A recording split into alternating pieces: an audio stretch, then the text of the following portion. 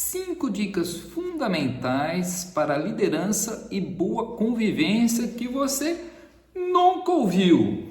Preste bem atenção, caneta e papel na mão. Isso é fruto de convivência, exercício da liderança, dentro de muitos grupos. A liderança, todos sabem, a liderança sempre pode ser aprimorada e às vezes é inata do ser humano. Tem gente que já nasceu para ser líder. Minha sobrinha, por exemplo, de 5 anos de idade, já demonstra indícios de que será uma grande líder. Não sabemos do futuro, mas tem tendência para a liderança. Em suas brincadeiras ela deixa claras as regras e assim nós entramos em sua companhia, incentivamos, entramos em sua brincadeira, aceitamos as regras e assim distraímos as crianças. Então tem crianças que são assim, elas dizem o que deve ser feito, o que não deve ser feito, então já há aí, mesmo muito pequenininha, um vestígio de liderança, talvez uma vocação para a liderança, pessoal. Então, se você nunca exerceu um cargo de liderança, se você é funcionário, ainda assim, se você tem iniciativa, você está exercendo a liderança e mantendo a boa convivência. De que forma?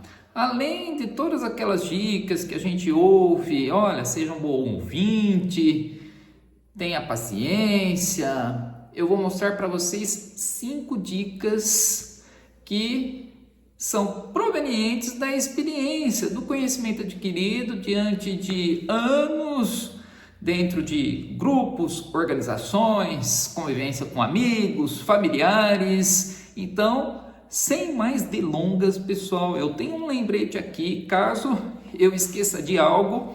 A primeira dica preciosa: não tente mostrar que tem razão, pessoal. O outro é o mais importante do que a sua opinião. Em muitos grupos há divergência de pensamento, em todos eles, em 100% deles. E é isso que muitas vezes, ao tentar impor a sua opinião, não muda nada, você não convencerá ninguém.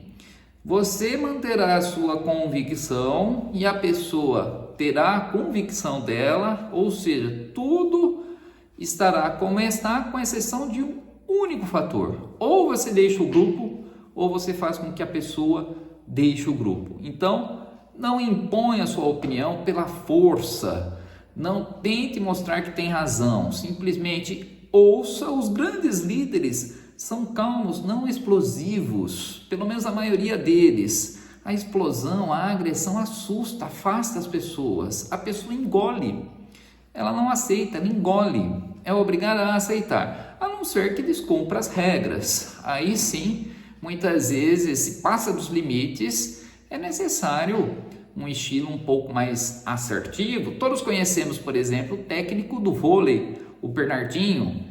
Em algumas de suas narrativas, algumas de suas lições são mais agressivas mesmo na beira da quadra. Então ele chama a atenção de forma veemente. E isso é um estilo.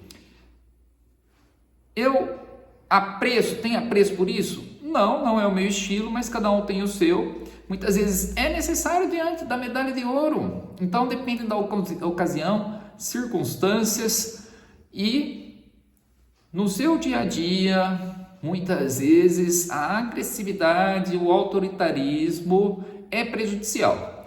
Tá? Aí eu citei um exemplo, mas é outra ocasião, outra circunstância totalmente diferente da que estamos tratando aqui. Mas apenas para ilustrar, para fazer um paralelo. Então, não demonstre a sua opinião, não imponha pela força. Isso traz consequências desastrosas à convivência e à sua liderança. Pessoal, muito bem. Vamos à segunda ideia, a segunda grande dica, a segunda dica preciosa que eu tenho e que eu aprendi com a experiência, na prática, hein, pessoal? A segunda é: não se entusiasme com pequenos ganhos ou até grandes provenientes, né, originados no passado, aquilo que você conquistou, aquilo que você foi decisivo para que todo o grupo conquistasse alguns objetivos, algumas metas, mesmo pequenas. Não leve isso como argumento para os próximos eventos, por exemplo, que o grupo tende a levar a cabo. Por exemplo, se nós pensarmos assim, dentro de uma organização, uma instituição, seja pública ou privada, qual é o objetivo? Vamos fazer um jantar, convidar as pessoas para comemorar o aniversário da nossa organização. Então tem que cuidar da música, do buffet, da decoração. E assim levamos meses cuidando de tudo, da organização.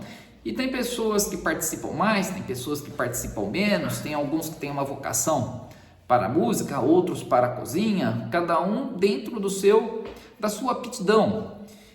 E de repente passa o evento, ocorreram algumas falhas, aí alguém que ajudou pouco cita que deveríamos ter contratado esse decorador, ou esse buffet, ou essa música.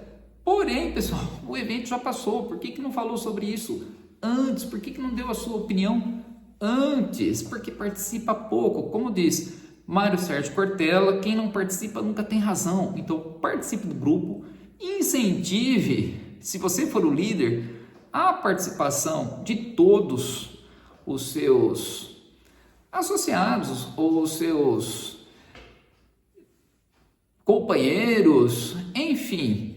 Pessoal, não leve isso, aquilo que você conquistou lá atrás, não caia na arrogância de utilizar isso como argumento. Lá atrás foi assim, às vezes a circunstância muda um pouquinho e você leva isso como uma justificativa de erros que eventualmente podem ter ocorrido em circunstâncias um pouco diferentes. Então não caia nesse tipo de situação, não se entusiasme, mantenha os pés no chão, os pés firmes, a humildade. Então, portanto, fique tranquilo, pequenos ganhos devem ser comemorados, claro, mas sempre com os pés firmes, devem servir como combustível e não como motor, pessoal, certo? O motor sempre depende do combustível.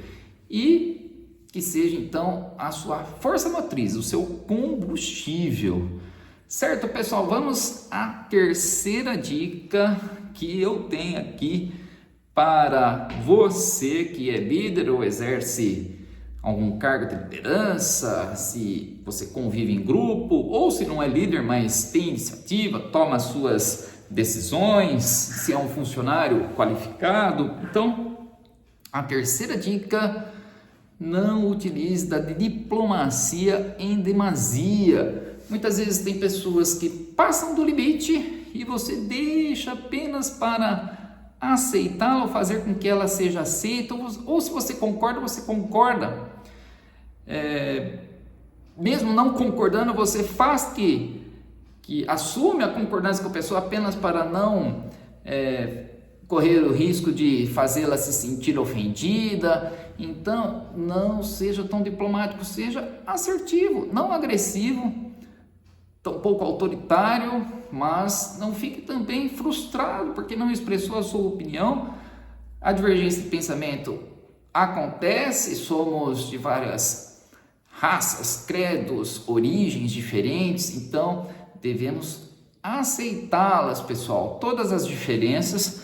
Mas a diplomacia em demasia faz com que muitas vezes alguém desrespeite as regras por não conhecê-las, e se não conhece, foi você que não as deixou de forma clara. Isso faz com que tenha autorresponsabilidade e evite o vitimismo. Então deixe sempre as regras bem claras, pessoal. Autorresponsabilidade e evitar o vitimismo, certo? Vamos então a quarta, pessoal, é isso. Você que tem sempre a iniciativa, a proatividade, que toma a frente das situações, não tenha medo de correr riscos. Essa é a quarta grande dica. Mas tome nota, procure buscar conhecimento sobre aonde você está pisando, qual é o terreno em que você se encontra. Então faça um diagnóstico, pesquise, estude bastante e estabeleça planos. Então os riscos devem ser calculados, assim os empreendedores também. Então, portanto, pessoal, corra riscos calculados e não tenha medo de sair da zona de conforto.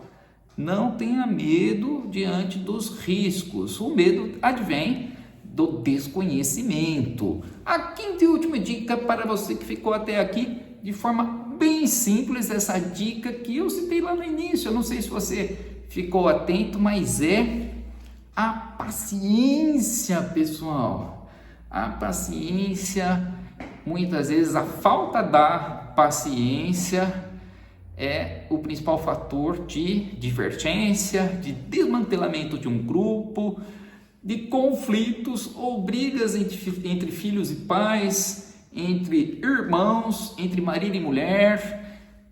A falta de paciência. Paciência é uma pedra preciosa, é um diamante que deve fazer parte de toda e qualquer liderança, de todo e qualquer grupo, e que é um ingrediente que não pode faltar para essa refeição, é fundamental. E muitas vezes é o que não nos lembramos em situações de conflito, briga, luta. Então, essas são as 5 dicas, espero que você tenha gostado do vídeo. Curta, comente, mande a sua pergunta para o canal aqui Livros e Você, sempre com algum vídeo motivacional. Estarei aqui junto de você para os próximos vídeos também. Um grande abraço e até a próxima.